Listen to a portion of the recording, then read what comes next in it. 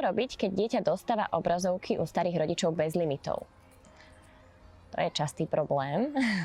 A dôležité je sa porozprávať so starými rodičmi, vysvetliť im, ako to funguje, edukovať ich na to, pretože tie informácie dávnejšie neboli také, aké sú dnes. A keď niečo pochopíme, tak sa nám to ľahšie dodržiava.